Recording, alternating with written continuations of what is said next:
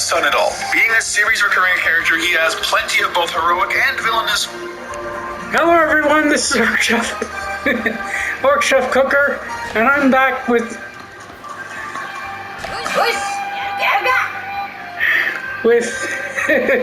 Pirate Warriors 4.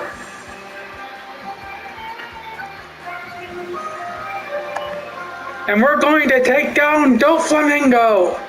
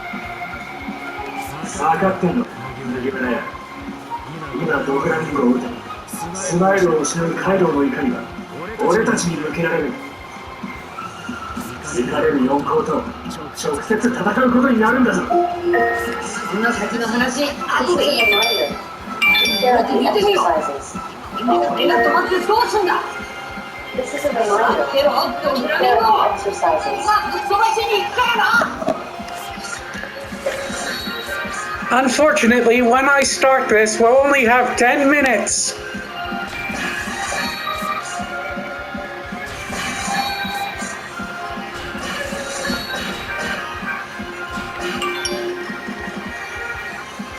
So I think it's time for an upgrade.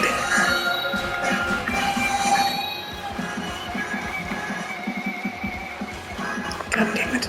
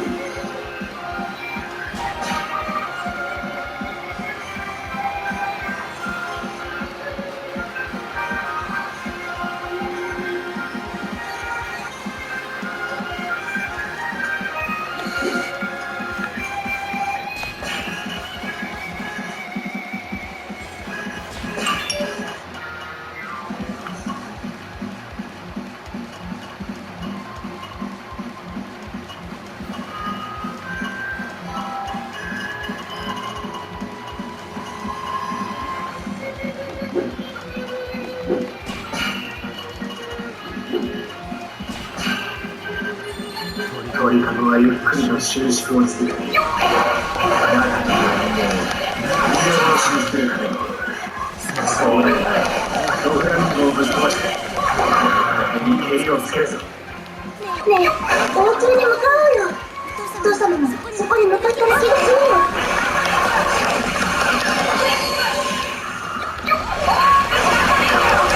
My mistake, 20 minutes.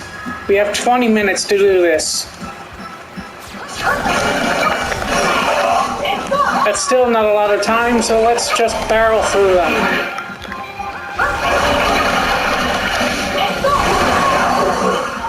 I bet I could finish with half the time.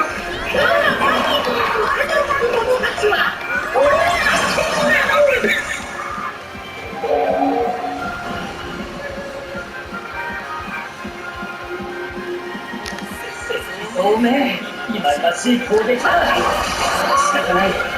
別が乗れるとで大きに攻め込もう。本当の敵の中で出るんだろう。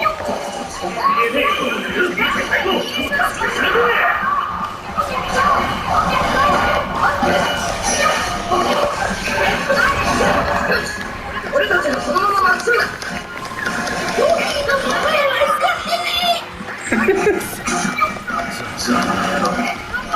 俺を止めないと大きなはいけないぞ。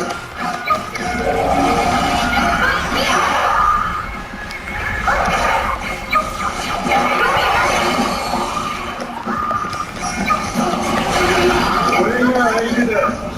その野郎。そのどでけえ手で切り刻んでやるよ。Pika is by far the biggest unit in Doflamingo's army, and yet he sounds like a child.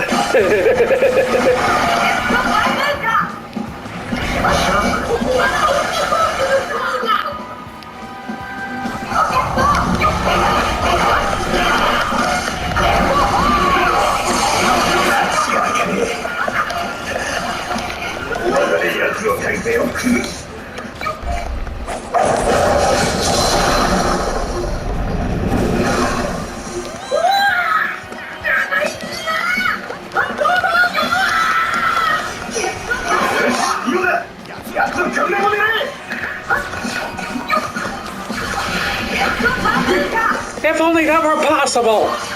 Luffy can't jump high enough.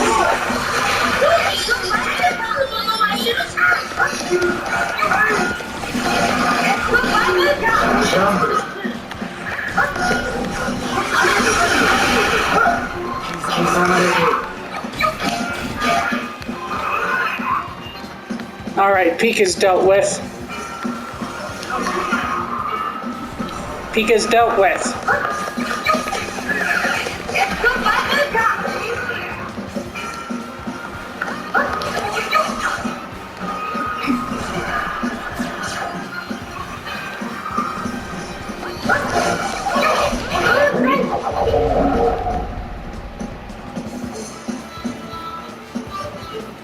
Not getting away from me.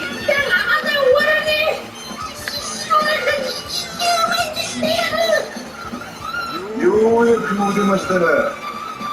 会いたかったぜ。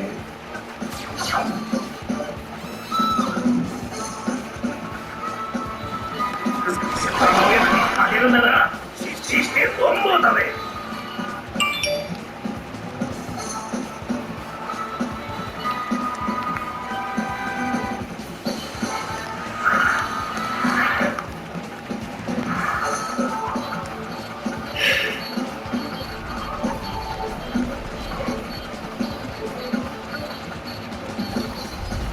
反逆者ども、貴様らが報じている間も刻一刻と終焉の時が迫っているぞ。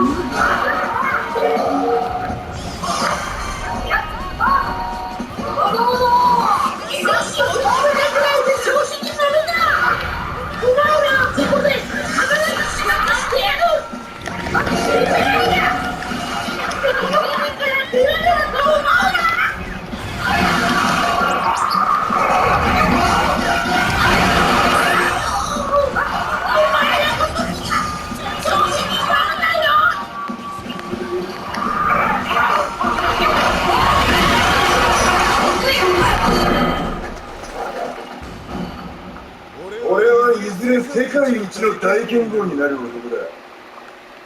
お前とは格が違う。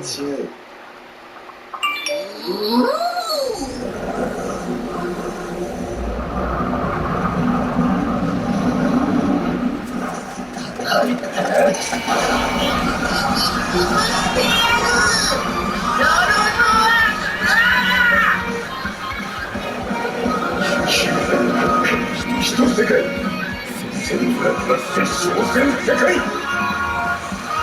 半鶴について消えぬものなし。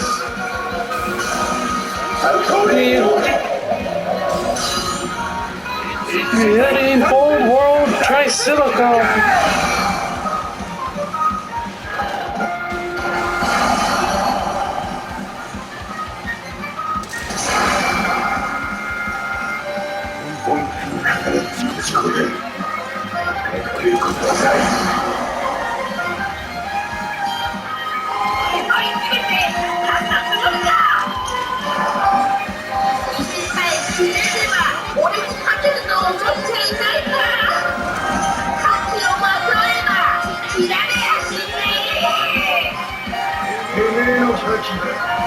俺の覇気を上回ってやるな。消えぬものなし。三大世界。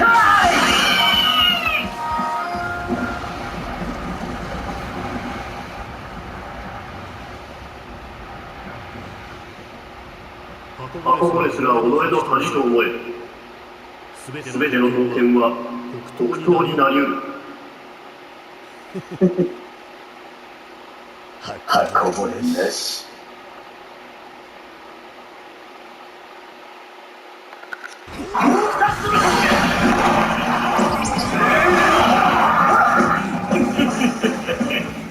お前を倒して俺がゲームを終わらせてやるよ。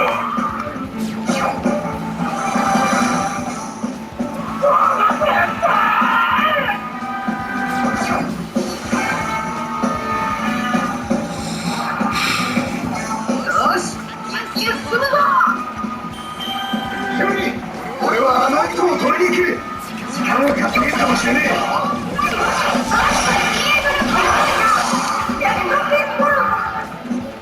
前へ進み、ドクラ人形を打ち取るんだ。僕らは決して負けやしない。頭割り人形。どうだね。ファミリーまでもおもちゃにした。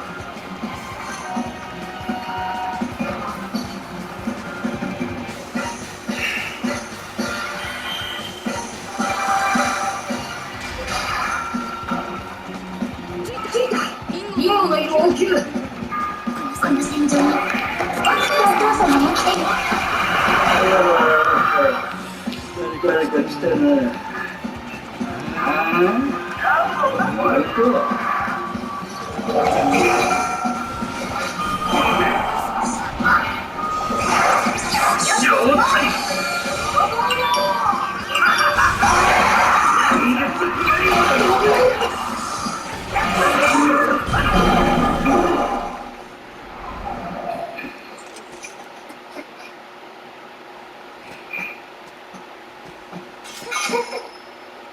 レベルか。教えてやる。お前はスカーレットを打ち殺したのは俺なんだよ。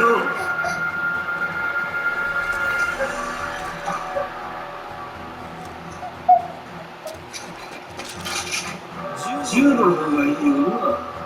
スカーレット。銃にしよう。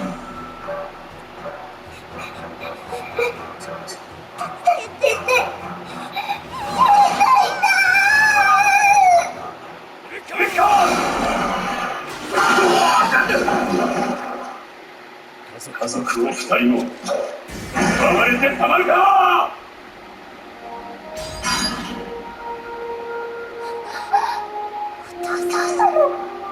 すまなかった。ベルカ。いらない。おもちゃだった私には戦いを教えることしかできなかった。母親といて心の優しい君なのに。だが最後もう戦わなくていい。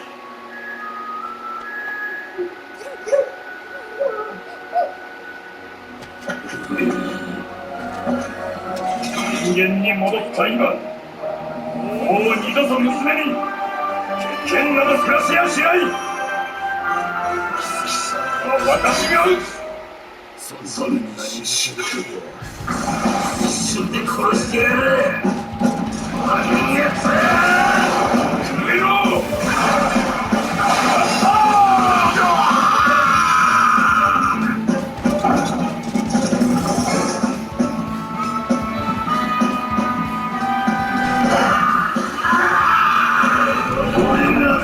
手で殺してやるよ。たかだか人間一人の能力だ。止まらねえ方が俺には不条理だ。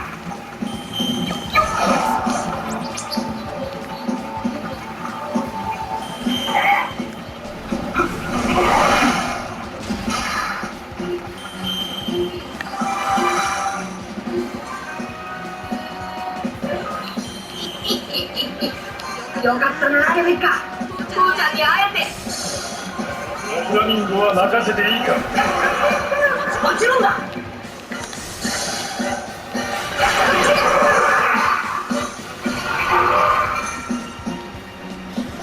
一年経験だ。僕に何をしに来た。お前をぶっ飛ばしにだ。質問したよ。おい、お前が相手しろ。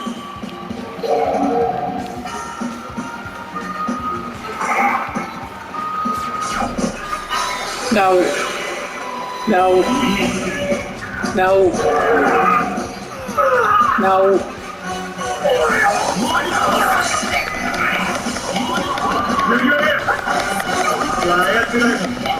The reason I was looking at the other ones is because I was looking at strings. Doflamingo has the ability to create copies of himself called Black Knights. So, I grew wise to the trick and won't fall for it a second time.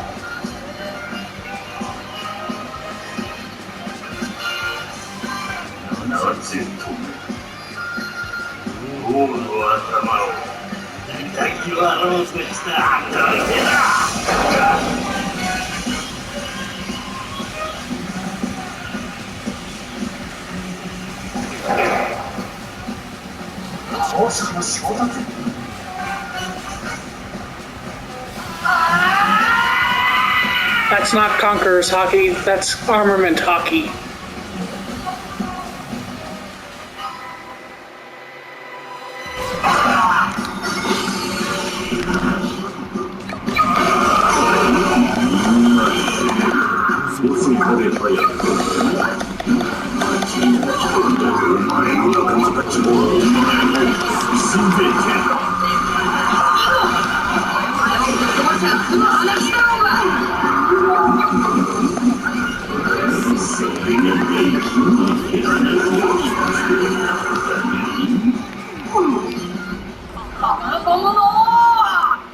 Grizzly Magnuma!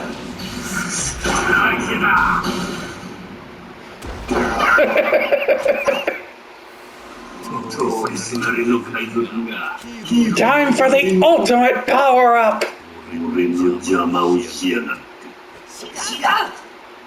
お前が俺の邪魔をしたんだ。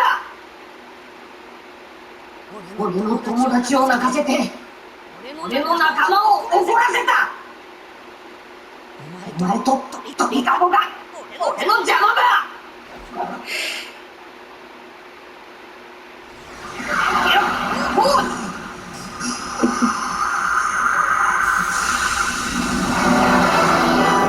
Muscle Balloon!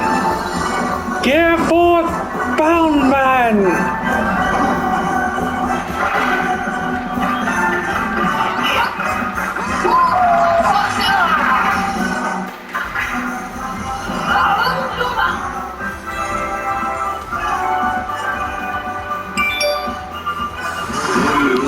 何の冗談だ。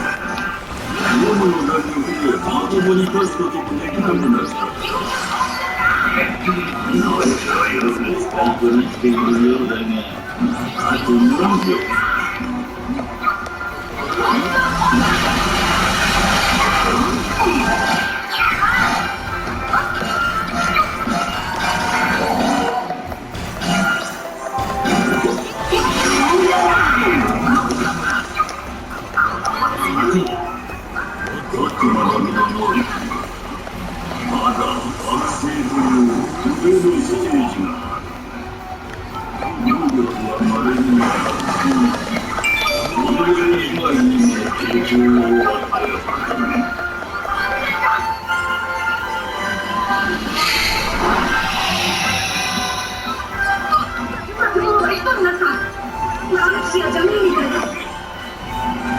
Your awakened fruit isn't good enough to beat me, Doflamingo!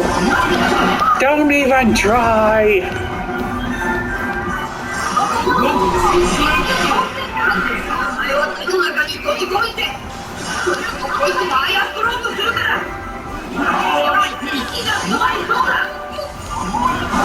お前たちは操られるだけのゴミとして生まれたんだ。お前ら人間と俺とは違う。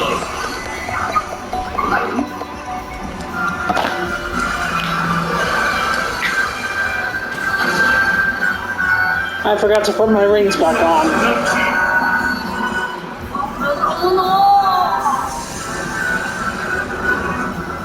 King Konga!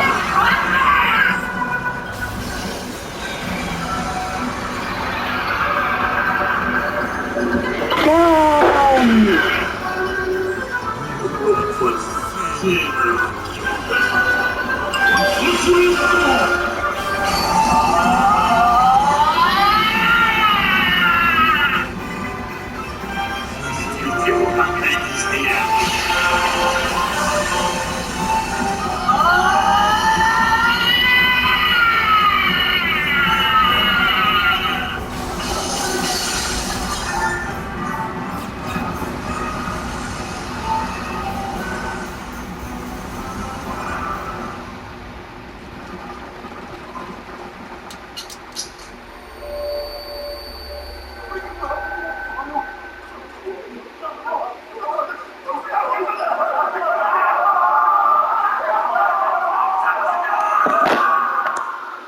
In exactly half the time. ルフィたちはドン・キホーテファミリーとの死闘を戦士。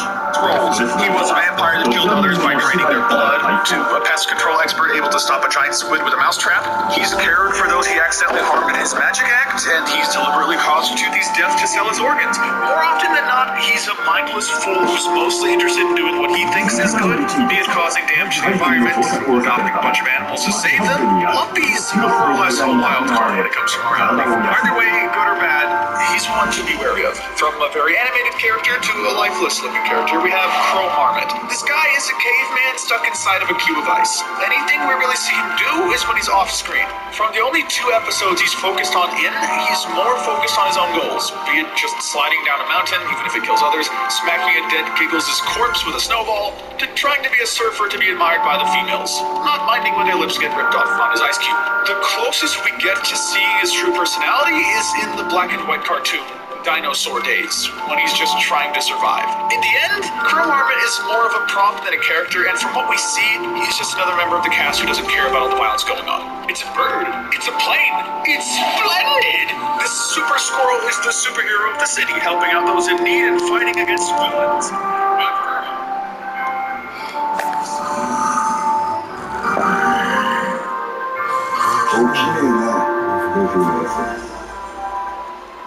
戦いの疲れが溜まっているの。そっとしておきましょう。にしても、エースの他に3人も兄弟がいたとはね。まったくだ。初耳だぜ。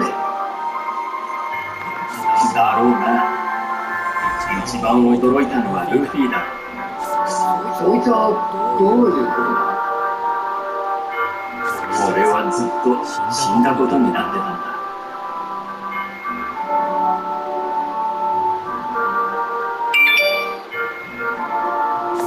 の頃、エース・ルフィと3人で暴れ回って将来は海賊だって俺たちは兄弟の杯を組み交わしたんだ。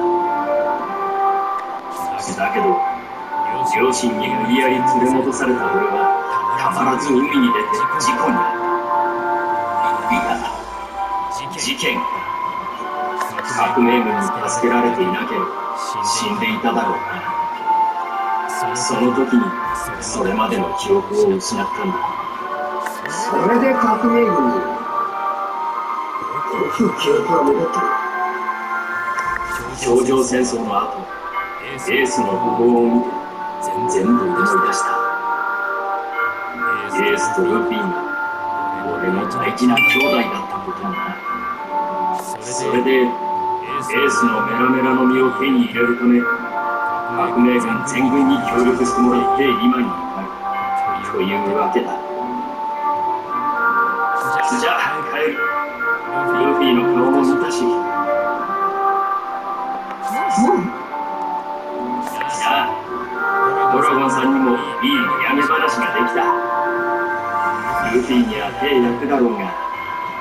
くそ任してくれ。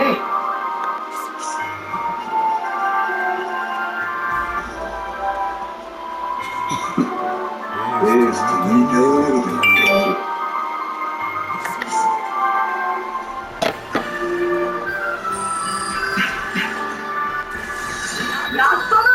That's only what he does when he has to.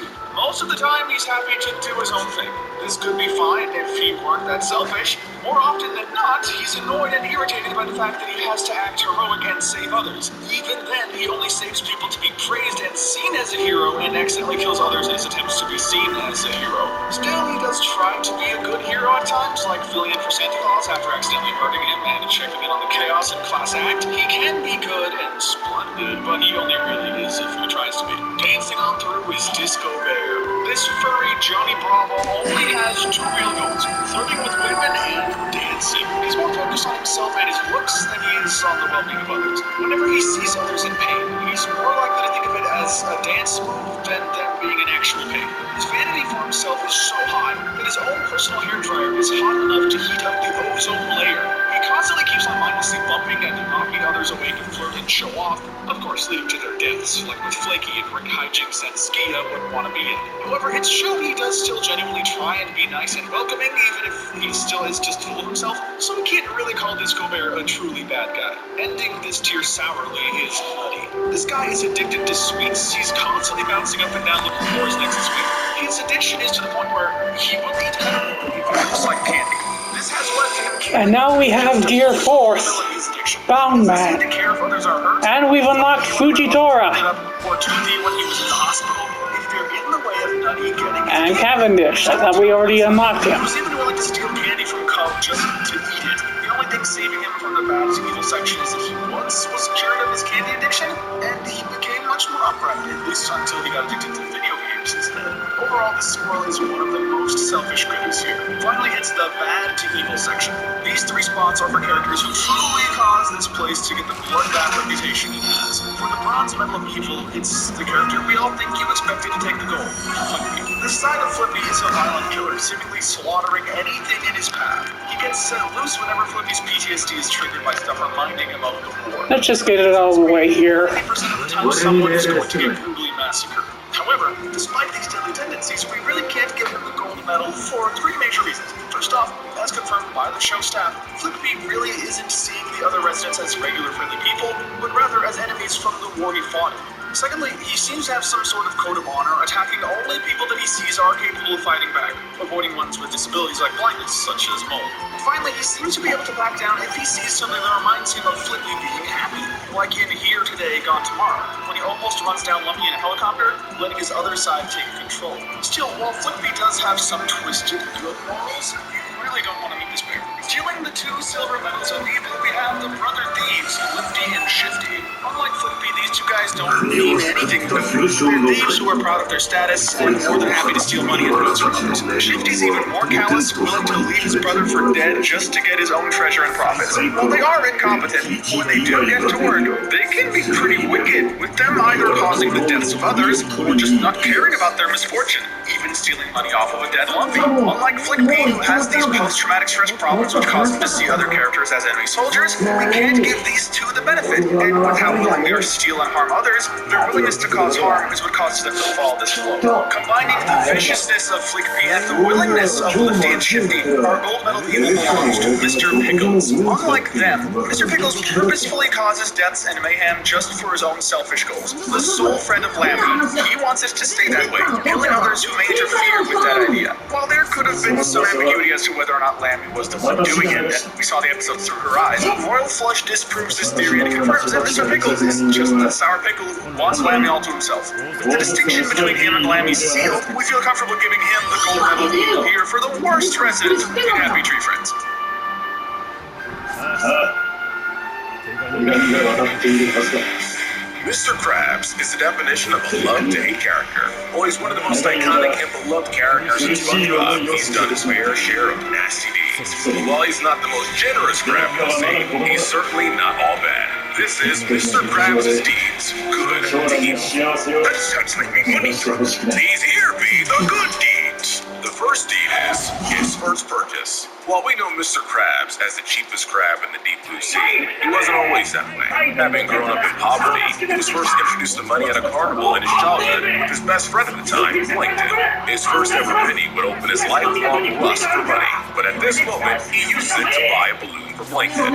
It's a minor deed, but it's such a stark contrast to the all-consuming greed that Mr. Krabs would possess later in life. It's really sweet, but it's a shame these two were friends longer. Next is Mr. Krabs helps SpongeBob regain his confidence. One of the missed aspects of Mr. Krabs' character in the early seasons of SpongeBob is his relationship to SpongeBob. They had a sort of father-son-esque bond portrayed in many episodes, especially throughout season 1. In the episode Pickles, SpongeBob loses confidence in his cooking skills after being tricked into thinking he messed up Bubble Bass's order. The pickles should be right where they always are. In response, Mr. Krabs comes to his house and sits with him for days, waiting for him to recall how to properly make a Krabby Patty.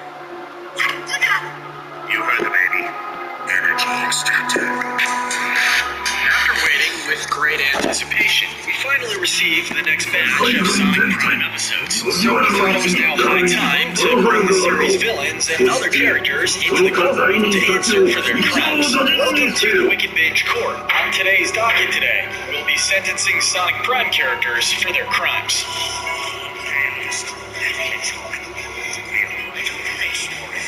And real quick before we start, consider this your spoiler warning. The first character to appear before the court will be a bit tamer compared to some of the others. Captain Jack. For starters, this is not Captain Jack Sparrow or even Jacksepticeye who voices this character, but a former member of Knuckles the Dread's crew. For starters, his actions of leaving the crew, along with other crewmates, were definitely warranted. Anytime Dread is in pursuit of a treasure, he starts to neglect everyone and everything else around him. Fed up by this, Jack left with his crewmates and form their own crew. It would be fine if it was left at that, but this isn't the case. At one point, this crew, led by Jack, attacks Dread's ship. Jack then tells the crew to take them for everything they've got. It's also implied by Baton Rouge that this isn't the first time it's happened. These actions will lead Jack to be charged with both piracy and theft, since these crimes are committed against his former captain, who mistreated him greatly.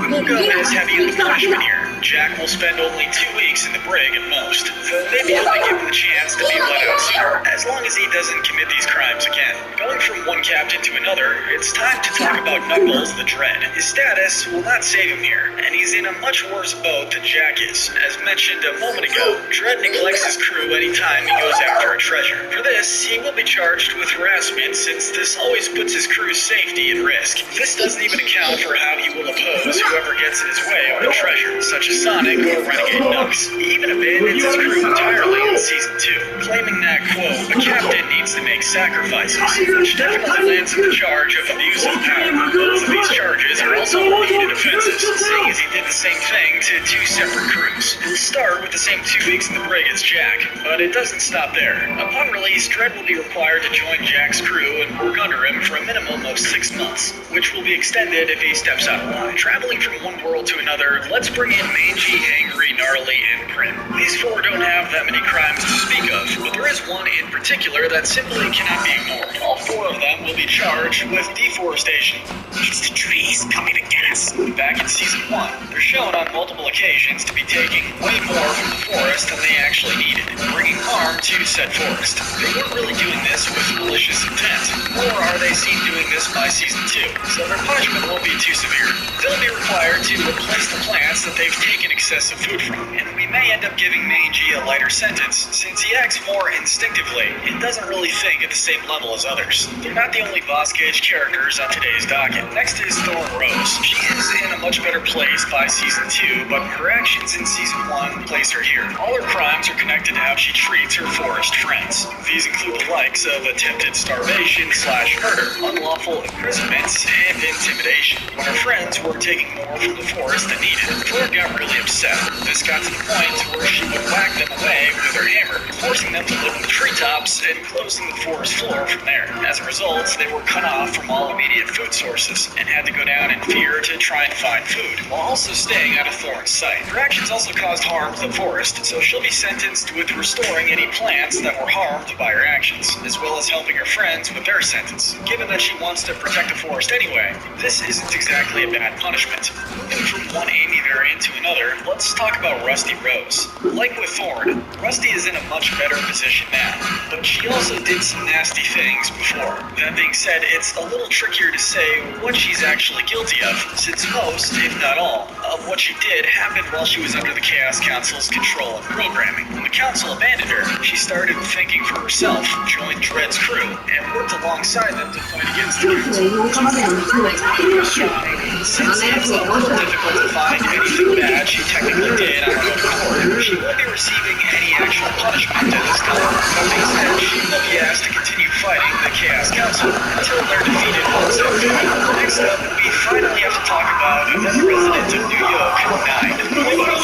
Nine is a pretty good person. Most of the things he did that would be seen as crimes, especially in Season 2, were done to combat the Chaos Council in some way. There's one active theft that needs to be addressed. I'm sorry. At the end of Season 2, Paradox Prison was almost completely back together.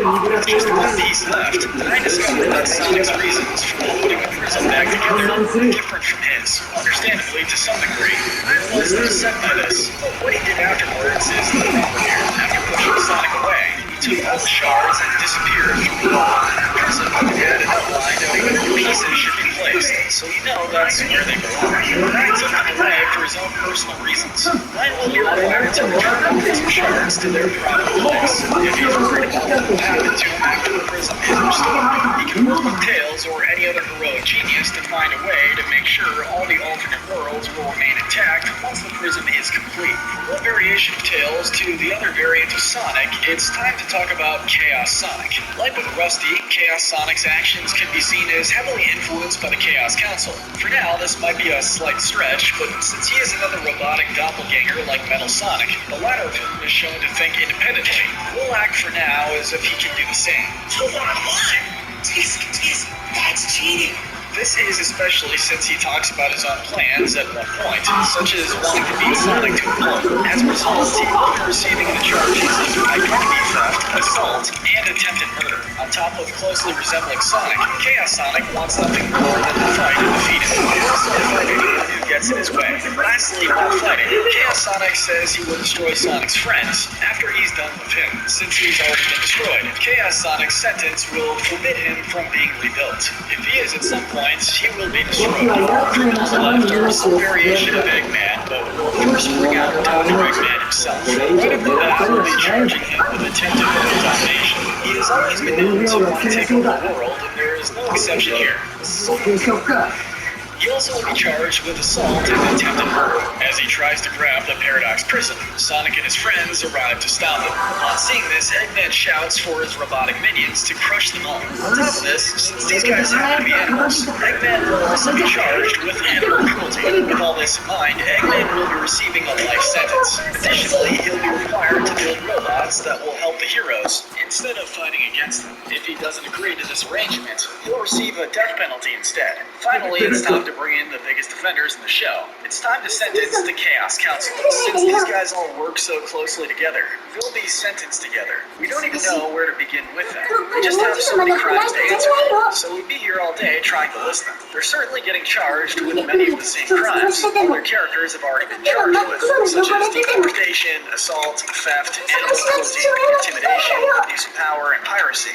That alone puts them in very hot water. For their actions in New York alone, they'll also be charged with endangerment, pollution, invasion, kidnapping, torture, and slavery. Quite a few of these charges can be connected to how they treat Nine. After unlawfully imprisoning him, they keep making him work in ways that will benefit them and being nasty to him along the way. With all of this in mind, we originally attempted to give all of them the death penalty, but that might be an easy way out for them. Instead, he'll be permanently banished to the forest where they can have any gadgets or anything that would ultimately help them escape. On top of that, it's been shown that they sometimes can't stand each other, so let's see what happens when they're stuck in the void with each other and nothing else for an extended period of time. There's also a darker area of the void where Shadow dropped a Chaos Emerald. If that darkness is anything like Shadow says, their experience can be much worse. If you can't do the time, don't do the time. Okay, time's up. To the untrained eye, Bikini Bottom looks like a lovely place to live. The worst you'd have to deal with are some wildly annoying neighbors, ants, more than wildly unhealthy. Well, and the lack of oxygen outside of Sandy's West, of course. There are some nasty criminals in the deep blue sea with crimes far worse than stealing a balloon. I'm Andrew the Wicked Bitch, and whether they stole and assaulted, littered, they were sentencing SpongeBob villains for their crimes. Sure, we're saying, give me some pizza. To clarify, we aren't members of the Bikini Bottom Police, so we don't exactly know all of the ins and outs of the undersea judiciary system, so we can only do our best to uphold justice. Before we begin, there's one SpongeBob antagonist who's any crimes under his robe. Snobby fancy sentences and honor. He's constantly getting under his old man class by the scourge and taking every opportunity he can to one up him and run him over against him as he's sad man getting dead-end job while Squilliam is living all his dreams. I'm waiting. It's a darn shame we can't give Squilliam a criminal sentence, because we really don't like the guy. But we'll settle by telling him to work things out this week. Seriously, we don't know if someone stole your bike or robbed your house or is your super lover. Just work things out on his life, man. Now pay attention, everyone. Classes in session. First criminal villain, Mrs. Puff. She's certainly the least villainous character on our list, as in fact she's actually very likable at the time. But that doesn't mean Mrs. Puff doesn't have her fair share of shady deeds. In No Free Rides, she gives SpongeBob a license knowing full well how bad of a driver he is. Later, when she realizes the danger, she steals his new Bumblebee. But while this was pretty bad, she actually did get arrested at the end. In fact, Mrs. Puff gets arrested quite frequently, ever since one of her first appearances in Hall Monitor. But there's one episode episode that stands out, Demolition Doofus. In this episode, Mrs. Puff is injured by SpongeBob once again and decides to try and get rid of him by entering him into a demolition derby. And yes, that's just as morbid as it sounds. Mrs. Puff is genuinely conspiring to get SpongeBob killed. At the end of the episode, she comes in with her own vehicle, tearing down the stadium and her own school as she chases SpongeBob down. This attempted murder is by far her worst crime. And given how familiar Mrs. Puff is with prison, we don't imagine the officers would object to locking her up once again. But honestly, given Mrs. Puff's horrible luck, we say her sentence would more likely be teaching SpongeBob. You're lying. Sorry, Puff Mama. The Slimer sounded pretty good. Speaking of things that sound good, anyone for some Krabby Patties? Bubble Bass is, but make sure you don't forget the head gulls. Bubble Bass is one of the most iconic one-off characters in classic SpongeBob. Even though he returns in later seasons as a recurring character, Bubble Bass appears in the first 3 seasons and his only major role being in the original comics. In this episode, we see Bubble Bass trying to scam the Krusty Krab into giving him a free sandwich by demanding a refund for Krusty Krab. I'll take a double triple bounty to Fox on the raft. Claiming that SpongeBob forgot the pickles on his burger, but the whole time he was hiding them under his tongue. He also apparently stole a woman's car keys, which escalates this from regular scamming to theft. In the episode FUN, he makes a cameo appearance in which he squishes Plankton with his massive butt. The guy's bad news all around. And while he's not an irredeemable monster, he's a huge jerk for his involved stealing food and scamming people. Still, given the smaller scale of his crimes, we'll give Bubble Bass a light sentence of 6 months in prison. Oh man, Krusty Krab's gonna need that $2 back. Next, we have a character who's a little bit more threatening than everyone's favorite underwater neckbeard. He's a vicious, cold-blooded predator. He's Dennis. Let's just say this guy would have no problem getting into the Celtics prison. He's the aforementioned bounty hunter hired by Plankton with the intent of getting SpongeBob and Patrick out of the picture. Even Plankton himself described Dennis as a vicious, cold-blooded predator. Finally. He's a brutal bounty hunter with a gigantic spike boot to execute his enemies, and he himself assures his victims that it's gonna hurt a lot. Dennis is certainly one of the more dangerous threats to underwater safety, but with that being said, we've seen how the Bikini Bottom police dealt with the Tattletale Strangler. Even with a ridiculous amount of handcuffs, he still managed to escape against all odds. Rather easily too. We'll say that for how dangerous he is, Dennis will get 20 years in prison, but he'll probably escape within 3 days by intimidating the officers. Okay, it's time to get to the character with the smallest stature with the biggest list of crimes, Sheldon J. Plankton. He's Bikini Bottom's most wanted criminal, and he's been stealing the Krabby Patty formula since 1999, and it doesn't seem like he'll be stopping anytime soon. But theft isn't the only dirty deed on the team. He's guilty of attempted murder, kidnapping, assault, blackmail, psychological manipulation, enslaving the entire population of Bikini Bottom. You name it, he's done it. He's also contracted a bounty hunter to play God by transforming the citizens of Bikini Bottom into babies, and perhaps worst of all is his crime of owning the chum bucket. That might sound like a joke, but chum, by definition, is chopped up animal or vegetable product used to move fish. This animal product can in fact include fish guts, so yeah, he's basically endorsing cannibalism. He's certainly the most dangerous creature in Bikini Bottom, which would usually make a life sentence certain. The issue, of course, is that Plankton is, well, microscopic. The guy's not exactly going to be held by your typical jail cell. Well, this stinks.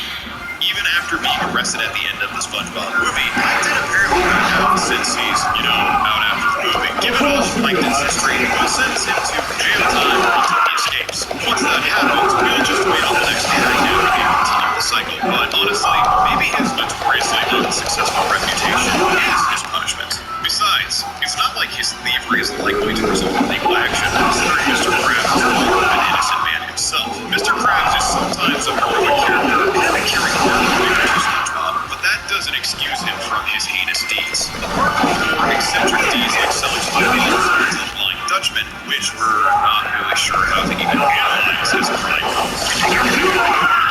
Mr. Krabs is constantly violating his workers' rights. He charges them for breathing, lollygagging, and even existing, not to mention severely underpaying them. In Bumper Vacation, it's revealed that SpongeBob had worked so often that he had to take a vacation day, otherwise Krabs would have to pay a fine. Speaking of, that fine was over SpongeBob states is more than he makes in a year. The episode Big Pink Loser reveals that SpongeBob had to pay Mr. Krabs $100 per hour to work at the Krusty Krab. We're not exactly sure how money works in Bikini Bottom, but there's no way that's okay. If that's not bad enough, the episode Lightning Crime reveals Mr. Krabs' habit of stealing, borrowing items from Bikini Bottom citizens without their knowledge. In Out of the Picture, he tries to murder Squidward. In One Course Meal, he harasses and psychologically torments Plankton. Okay, honestly, Plankton's got some competition. As much as we all love the greedy guy, the amount of crimes he's committed is actually ridiculous. As far as sentencing goes, you're reminded of the episode Patty Cake, in which Mr. Krabs is punished for stealing his burger by being forced to sell his Krabby Patties for free for an entire day. This was essentially torture for Mr. Krabs, but honestly, if he's going to be rehabilitated, he's got a lot of debt to repay. Over sentence for Mr. Krabs is giving away 20 free Krabby Patties and some free glasses of torture hours. And these sentences are really getting complicated.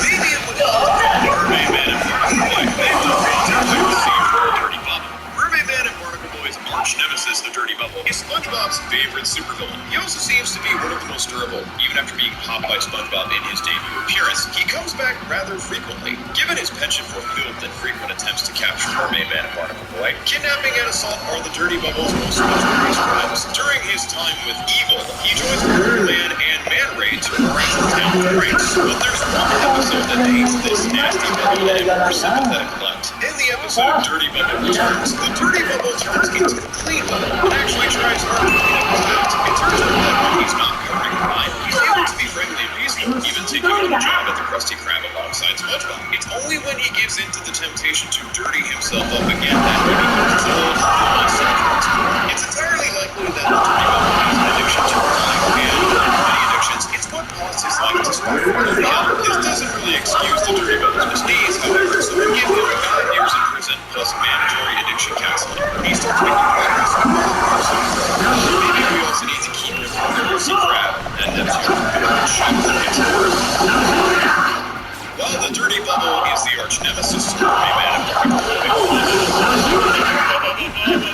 Man Ray is arguably the most iconic. In the episode Mermaid Man and Barnacle 3, he's now wittingly released from his frozen tartar sauce prison and allowed to run wild in Bikini Bottom once more. He attempts to rob a bank and would have that were it not for SpongeBob's rehabilitation through his tickle belt. While he seems to have lost the urge to do bad in this episode, he's rather inconsistent. While he's sometimes a peaceful, ordinary citizen like in shuffleboarding, other times he's back to his old ways, like his time with Evil or his past of attempted world domination. Still, if SpongeBob and Patrick's time with him in his debut appearance was any indication, he's actually perfectly capable of being Our villain, Man Ray, is the tickle belt, and our crew officers activate it whenever he acts up, not to torture the guy, just to make sure he's staying on the straight and narrow. In other words, those of you these two may have Mermaid Man and Barnacle Boy to keep the citizens of Bikini Bottom safe, but y'all best beware of the ominous Flying Dutchman, and may Neptune have mercy on the souls who dare disturb him. Dutchman's residence. Excluding King Neptune, he's quite possibly the most powerful villain in all of Bikini Bottom, able to increase speed, turn others into ghosts, and even grant wishes. Flying Dutchman is what he can do. He also seems to be Bikini Bottom's Reaper, taking the souls of fish and other sea creatures to Davy Jones' slaughter. It may be a bit more likely that he acts as a Reaper for the more vile citizens of Bikini Bottom, which begs the question, does the Flying Dutchman count as a citizen of Bikini Bottom? He seems more like a supernatural figure than anything else, so it's honestly questionable whether he's subject to its laws. Besides, it's not as though the Dutchman is going to do anything since he's a ghost. We don't know how to sentence the Dutchman, so we'll just keep our distance and make sure we don't shave off his beard by accident. King Neptune was on the table for this list, but since he's Bikini Bottom's king, we're not really sure how he could be sentenced. So we're giving mention to King Poseidon, king of the lost city of Atlantic City. Let the proceedings begin! He's the main antagonist for Sponge on the Run. For one thing, he's certainly guilty of animal abuse, using the slime of snails to keep up his flawless appearance. When they're used up, he describes them to be used as slaves in his dungeon. He also attempted to execute SpongeBob when he came by to get Gary back. Like Neptune, he's an abuser of his power, and if he were tried by the Bikini Bottomites, it's safe to say they wouldn't be too happy with him trying to kill one of their most beloved citizens. That said, he does seem remorseful by the movie's end, so we'll sentence King Poseidon to a $1 million fine for mass snail napping, and of course, stripping him of that cradle. I don't have enough time to finish this in this episode, so let's do a part 2. See you guys next time. Notorious pirate Burger Beard. He falls into the It's been Orc Chef Cooker signing out, and I also got a surprise for you later. fabric of reality so he can get rich. That's